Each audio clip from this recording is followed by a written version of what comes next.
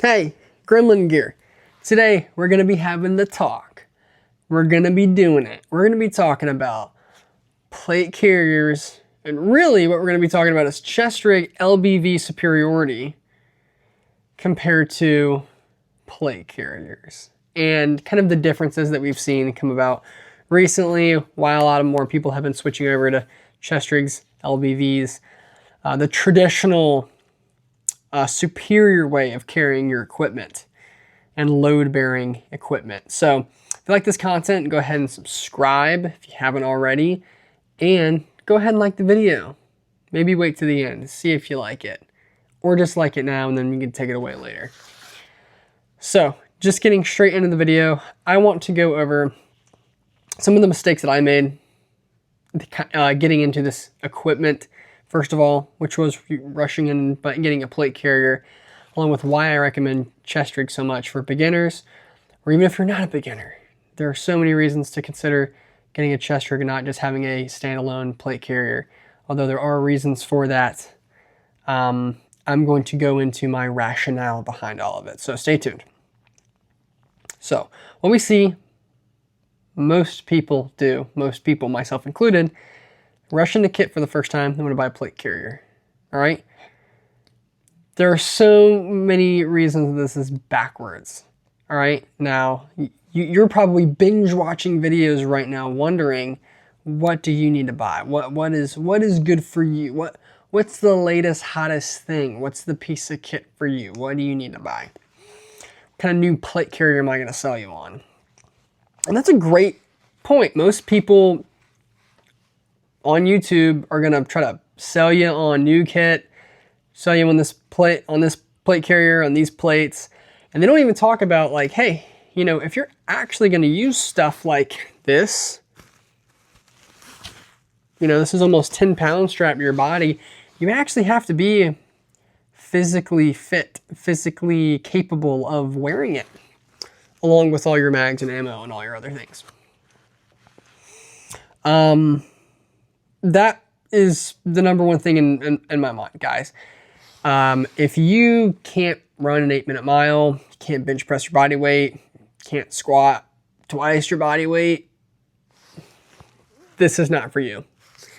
You need to meet physical benchmarks before you put on body armor. Sure, it makes you bulletproof to maybe a couple rounds to a certain extent, but we all know having more ammunition and the ability to move quicker and communicate in a firefight and battle and airsoft is going to serve you better than weighing yourself down with maybe the capability of being bulletproof. That's really just a fact at this point. Being able to move better and feel better while you're moving is always going to trump having body armor, in my mind. Like I said, this obviously has a very specific role. Direct action. I'm going into a gunfight. Close proximity. High likelihood I'm going to get shot at or shot. Okay? Body armor. But if you're watching this, probably a citizen. Probably a civilian or a citizen. You're probably not getting shot at every day. That being said, you probably need a way to carry mags, ammo, water, medical, and some other stuff on you. And that's kind of the whole reason you want to get into kit.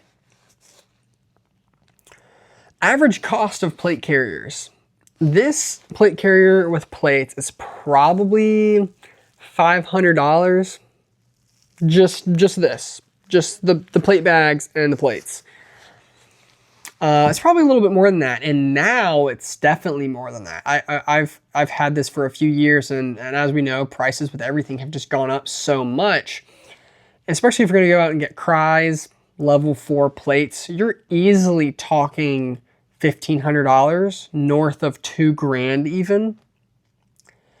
And honestly, I think it's completely irresponsible for you, having no prior experience with kit or having any sort of base loadout, to just run out and buy buy a super Gucci plate carrier with super nice plate, all this stuff, right? Maybe you can afford it. It's still not the responsible thing to do. because you don't have a foundation, a baseline of the things that you actually need. And this stuff takes learning. It takes trial and error. That's why I recommend surplus so much. It's so cheap and you can play with it so much. So let's cover all the little nuances about why I'm going to rip on plate carriers for a little bit. Another one is space limitation. You can only carry so much stuff on a plate carrier. So if you buy a plate carrier and that's your only piece of equipment that you own, you're going to be very limited on what you can actually attach to the plate carrier. You can remedy this by buying more stuff, but it's only going to increase your budget, or I guess shrink your budget.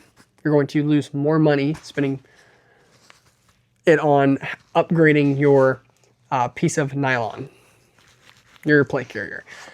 Something that I'm super critical of is new nylon retailers. Honestly, I'm almost all of them. I mean, I think some of them bring a ton of value.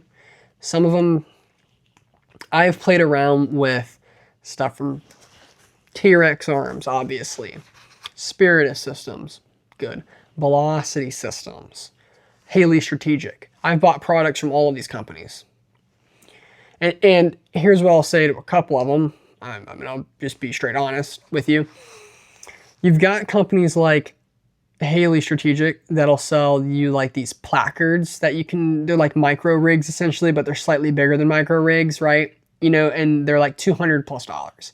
And you can attach them with the buckles to the plate carriers, you know, all the stuff, or just wear it as a normal chest rig. And it's like, most of those rigs, you can't hold medical equipment very effectively. Not a big trauma kit. You can't really hold water like a canteen, not even one. And if you're going to hold a radio, you might have to sacrifice carrying a mag because you have to take up now a 5.56 mag cell to carry a radio. What did I just spend $200 on? I'm probably going to have to get tourniquet carriers too, which is just more money. So you're easily talking now $500, $600 for a standalone placard, or essentially what you're building it out to be is almost the size of a chest rig. Because ultimately, to get storage, you have to have most space.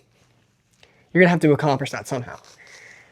The appropriate amount of space. And there is a time and a place for having a slick setup. Not really talking about that. There's also a budget way to do that too. But I will have to say, if you're going for a more slick direct action roll plate carrier, that stuff's good. But what I'm really kind of focusing on is if this is your entry to kit, you don't need to limit yourself. You need a system, you need to buy a system that is scalable, something that you can continue to add to, something that's not going to limit you, and something that you can learn on. And anything that limits you is not going to help you out. So if you buy one of these chest rigs where you have to spend double, triple the amount of money you bought on the initial rig just to expand it and upgrade it, that could be money spent on sustainment equipment. Stuff that's actually going to keep you comfortable and or alive in the field. Not on fancy pouches. That's just, in my mind, that's just stupid. It's just not a good decision.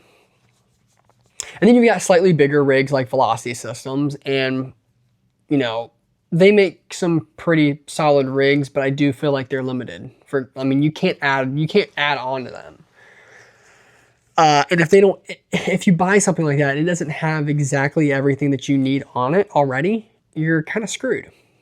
Like I said, there's really no way to change it up or add or take away anything. So my point is, you're pretty much limited on a plate carrier to the stuff that you can actually fit directly onto it and have it comfortable. Sure, you can build out large plate carriers, it's possible. And if you have an infinite budget, it's possible. But I remember getting a plate carrier whenever I was getting into all this. It's what one of my first videos about.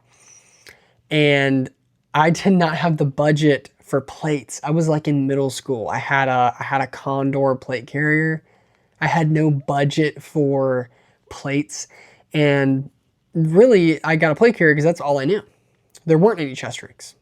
I mean, no one was making chest rigs. No, and I wouldn't even know where to go into a found one. Even surplus stores, actually the surplus store that I got it from, I don't remember them ever having any surplus chest rigs. It just, no one was really talking about it. Insert our little history lesson. And I'm not the first person to say this, and I'm sure you've heard this on YouTube before, but you had this period where things went from the GWAT, and if you weren't like rocking infantry, I mean, I guess you kind of, infantrymen hold a lot of stuff. Okay, you have global war on terror, and then you kind of go to this weird phase in the past, like 10, 15 years, honestly, like 15, maybe plus years, where we were mainly doing a lot of direct action stuff, SF, people running these with 3 mags or less, no water, no sustainment equipment, and that became the hotness as social media kind of started to explode, and maybe you had airsofters that were cloning this sort of gear, and that's just what everyone thought was just normal, and you kind of had this, I guess, gun culture, what is it considered, 3.0, 2.0, 3.0, whatever, was emerging. Myself, I was in that wave, right? I got my first AR in the past 10 years. I was getting a plate carrier with no plates in it, and all these things, and trying to build up my arsenal, right? As a prepared citizen, as a, man of the militia or whatever. And yeah, but just chest rigs just wasn't something that people really talked about. You didn't really see anyone rocking chest rigs. And man, chest rigs are cool. They do a lot for you. They carry a ton of stuff. You can scale them. They're lighter than this. They're more flexible than this. And they're cheaper. And these are all reasons that I recommend getting a chest rig for a first piece of equipment, or if you've been doing this for a while and you don't have one yet. So why on earth own something like this? I'm knocking stuff all around, right? And this looks big, and this looks maybe bulky and heavy and whatever. But this is surplus, and sure, I've added a lot of pouches to it. This is my tap panel, right? I show it off on my YouTube. I like it a lot. Why own something like this? If you start with chest rig, I mean, if you thought you were going to be spending $200 just on a bag to hold plates, essentially, would you be excited if I told you could spend about $50, $60, maybe 75, depending on exactly the pouches you want to pick out, and get something that will hold 4 to 8 mags, water to keep yourself alive, all the medical equipment you could want, a huge trauma kit, plus 2 tourniquets, a radio. You're gonna be a little creative with these things, sure. And I guess the funniest thing is, like, with surplus, there's no marketing. You just kind of know or you don't know what you're getting. But there's none of this, like, there's none of these like really cool pictures and people to show you exactly how to set up the gear to make it all make sense. With new stuff there's a ton of marketing behind it, right? That's why it sells good, sells expensive. But you can do all that stuff for cheap. For like 50, like you could probably swing $50 right now, $75 to have a piece of equipment that's going to support your rifle for like forever. You could probably do that, right? And the nice thing is you buy a chest rig, okay? And I know there was this weird fad where everyone was like buckling their placards and all this stuff, all these weird straps into into plate carriers. The easiest thing you can do is take this and wear it over your plate. Wear it over your plates. That's all you do. You're done. Now you have body armor and the exact same setup that you've been running. So nothing has to change. Boom. And now whenever you can afford plates, and you've got all this stuff squared away, you've got it. It's that simple. So the advantages to a chest rig, right?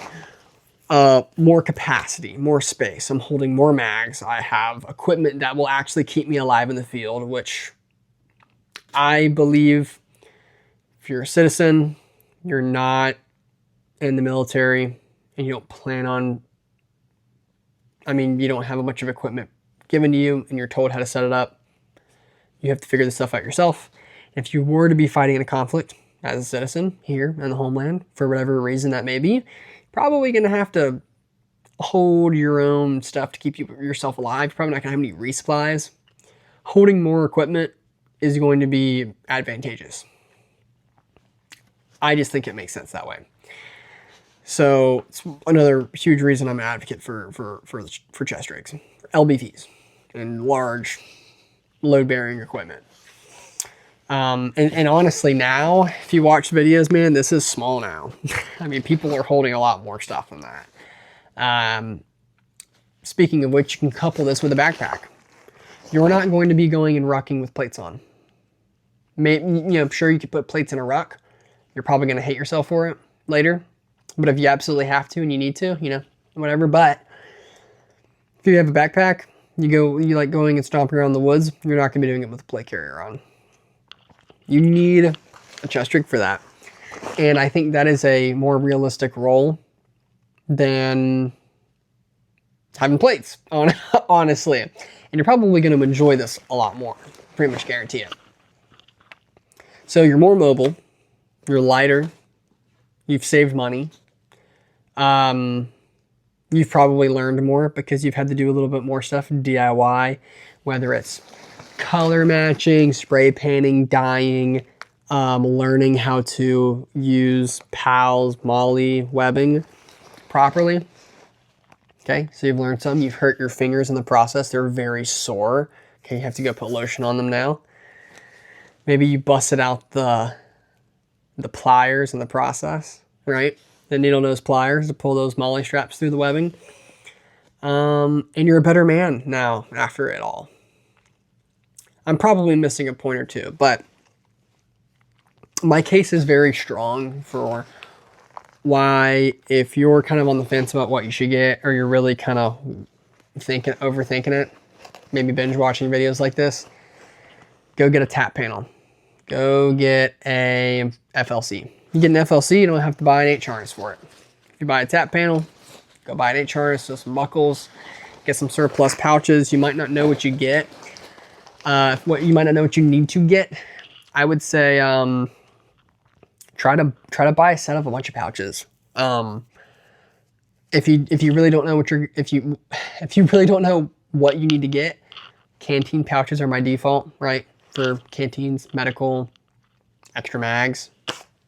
It's a good general purpose pouch. You can load it up with weird stuff.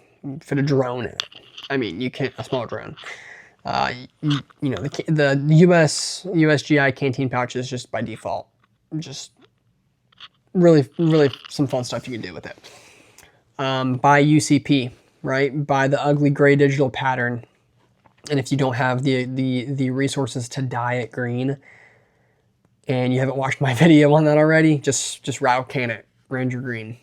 Dude, it's gonna feel kind of funny. You just go roll around in the dirt with it, and it'll knock all the annoying paint off. So, you might not look like total drip SF, sexy cool guy, but I think you'll actually be happier. So that's my advice. I really wanted to make this video after I got a story. I went to the airsoft field a couple weeks ago and saw this kiddo. He was just younger than me, kind of reminded me of myself when I was getting into the stuff. He had a plate carrier on. He was asking me what kind of radio I had. And I was like, yeah, I got a Hytera. I'm like running digital comms out there in the field with my buddies who are totally licensed. And he had a little Baofeng. And it, Aaron's talking and it was funny. And I was like, yeah, like, I think, he asked me about my plates and my plate carrier. And he was like, are those real plates? And I was like, yeah, like they're real plates. I was like, what about you? And he was like, well, I actually cut 2 pieces of wood to fit my plate bags and put those pieces. When I'm like, I wasn't like giving the guy a hard time, but I'm just sitting back laughing because I was like, you know what? I was doing the same stuff whenever I was your age. So I find it so funny. I was doing the exact same stuff. I was cutting out cardboard and stuffing cardboard in my plate bags of my Condor plate carrier so it would fit me. And I wish someone would have told me the whole time, hey dude, you can save a lot of time, money, and have a better piece of equipment that you like more if you go out and buy a surplus chest rig. Even if you don't want to buy surplus, you can still buy new. There are a lot of really good new chest rigs on the market. Only thing I'll say, if you want to go for the most expandable thing possible, surplus is always going to be the way. Surplus equipment, it's just always bigger. There's no new piece of kit out there besides maybe the like jungle belt loadouts that you see. I know, who makes one? Crossfire, I think Velocity Systems might make one too. There's like huge like jungle belt systems. Those are pretty big. Those are pretty impressive. And couple that with a backpack, some other stuff, you're good to go. But no one really makes chest rigs that are big enough to fit all the stuff that you can fit on here, right? I can fit a ton of stuff on it. Like this is all just the front. This is like the entire front of a rig, right? And you're not gonna get a plate carrier that does that.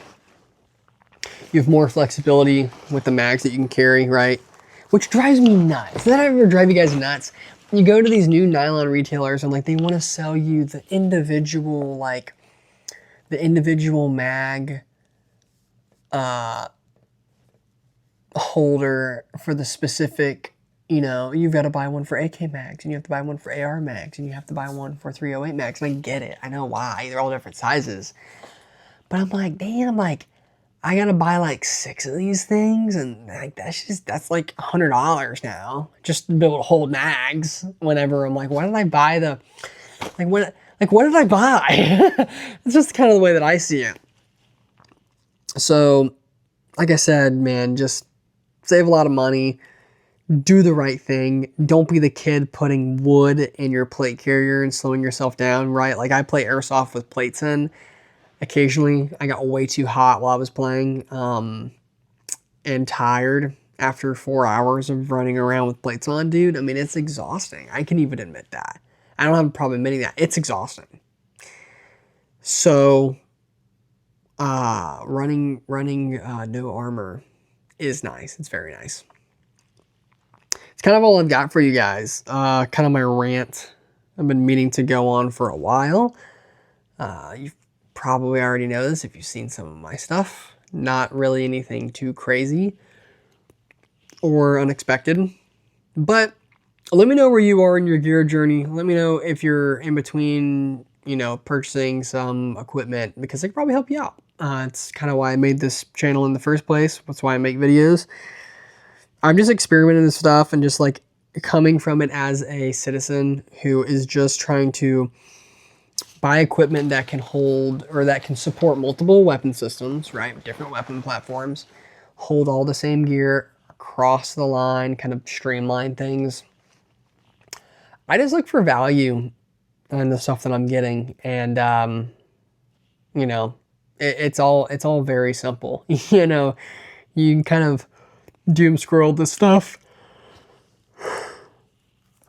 Excuse me. You can kind of doom scroll this stuff like anything else and get really obsessed with it, really into the weeds. Make the right decisions. You'll be happy. You'll be satisfied. Don't try to clone people's hyper expensive loadouts. You will waste money and you won't be happy. So I hope you guys enjoyed. Subscribe if you haven't. Check out the rest of my videos. God bless. Have a great day. All right, very last thing I have for you guys. I want you to think about this. How many mags or how much ammo do you think you were carrying around with you in the Modern Warfare 3 campaign? Think it was 4 mags? I think it was a little bit more. Maybe you should go check. But if you think it was more than that, you should probably consider scaling up your system. More storage, more mags. Have a great one, y'all.